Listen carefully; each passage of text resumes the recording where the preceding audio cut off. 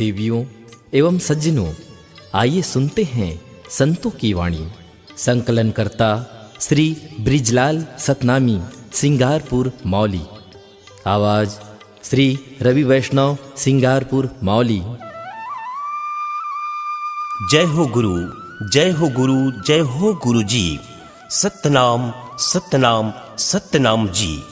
शरीर को शमशान घाट मत बनाओ। गुरु घासीदास जी ने कहा है कि विभिन्न जीवधारियों को मारकर खाते हो, इससे तुम्हारा शरीर शमशान घाट बन जाता है। शरीर अच्छे कार्य के लिए है, शुभ कार्यों में लगाओ। शरीर में सत्पुरुष का वास है, दूषित मत करो। गुरु घासीदास जी धीर, वीर, गंभीर एवं प्रतिभा संपन्न व्यक्ति के धनी थे। बड़ी से बड़ी आध्यात्मिक जिज्ञासाओं को सहज भाव से हल कर दिया करते थे। व्यसन मुक्त समाज हो। परम पूज्य गुरु घासीदास ने व्यसन मुक्त समाज की परिकल्पना की थी। मांस मदिरा सेवन करना समाज में निषिद्ध है। अब हम अंधानुकरण अपनी परंपरा संस्कृति को भूलते जा रहे हैं। नशा नाश की जड़ है। नशा किसी भी प्रकार की हो सकती है, यह सर्वथा वर्जित है। बीड़ी, सिगरेट, तमाकू, गुटखा, शराब, गांजा, अफीम ये नशीले पदार्थ हैं जो आयु को कम कर देता है, साथ ही अनेक आदि व्याधि का जनक भी है। इससे तन मन को क्षति पहुंचती है, साथ ही धन भी बर्बाद हो जाता है। इसके अलावा परिवार की इज्जत को बट्टा भी लगता है। हमारे छोटे छोटे बच्चे, पत्नी, बहन, भाई, माता पिता भूखे मरने की स्थिति में पहुंच जाते हैं। अनेक परिवार इससे बर्बाद हो गया है। इसके अलावा जुआ, सट्टा, व्यभिचार भी पतन का कारण है। समाज में इन व्याप्त बुराइयों को दूर करने हमें लामबंद होकर भटके हुए हमारे ही भाई बंधु को सत्मार्ग दिखाना है। युवा तथा खासकर महिलाएं को जागरूक हो तो इसे भी अभियान के रूप में गांव-गांव चलाना है और व्यसन मुक्त समाज बनाने के लिए लंबी लड़ाई लड़ने की जरूरत है। योजनाबद्ध तरीके से अपने घरों से शुरू कर परिवार, समाज, गांव, शहर से होते हुए पूरे क्षेत्र को जोड़ना है। गांव-गांव भ्रमण करना है। रैली, पोस्टर और पम्पलेट, नुक्कड़ सभा आदि से जागरूकता लाना है। हे मानव, हिंसा मत करो। गुरु घासीदास जी ने कहा कि प्रकृति के विरुद्ध कार्य मत करो। जिस प्रकार आप जीवनधारी हैं, उसी प्रकार भेड़, बकरे, सुअर, मुर्गे आदि भी आपको अपना जीवन प्यारा है। वैसा ही हर प्राणी को भी आपकी संतान है।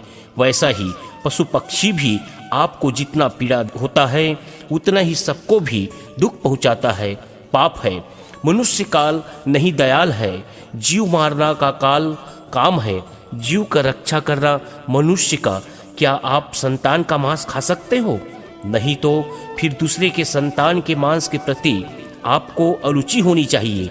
मांस को प्रसाद मानकर मत खाओ। बलि देने पर देवता कुछ नहीं पाएगा, इसलिए हिंसा से चित्त हटा लो।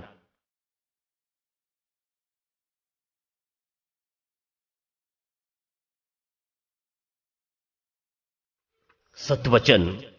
सतनामी होना सत सापेक्ष है।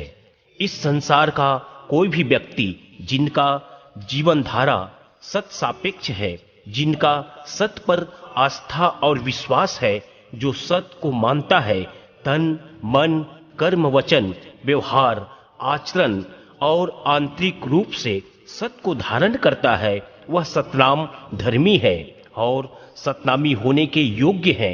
यह गुणवाचक है। यह सर्वभौमिक, सर्वकालिक है। अतः सतनाम धर्म को मानना व सच्चा सतनामी होना परम सौभाग्य व महान गर्व की बात है। अतः अपने सतनामी होने पर गर्व का अनुभव कीजिए।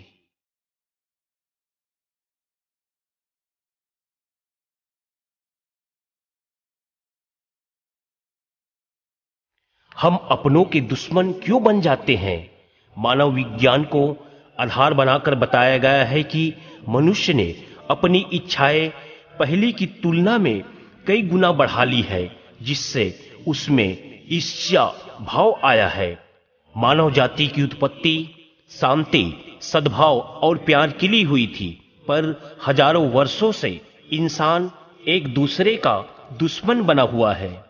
रिचर्ड ब्रांघम की किताब द गुडनेस पैराडॉक्स इन डेस्ट relationship between virtue and violence in evolution पर आधारित है, जिसमें मानव जाति रिश्तों पर लिखा है।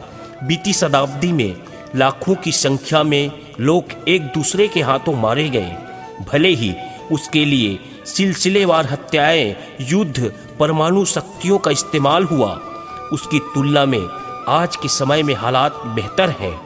हार्वर्ड के मानव विज्ञानी रिचर्ड का मानना है कि आखिर व्यक्ति कैसे और क्यों अपनों का ही दुश्मन बन जाता है। वे उदाहरण देते हुए समझाते हैं कि कांगो में चिंपैंजी और बोनोपस एक नस्ल के दो जानवर हैं, जिनका डीएनए एक दूसरे से काफी मिलता है। इन दोनों जानवरों की प्राकृतिक इंसानों से मिलती जुलती है।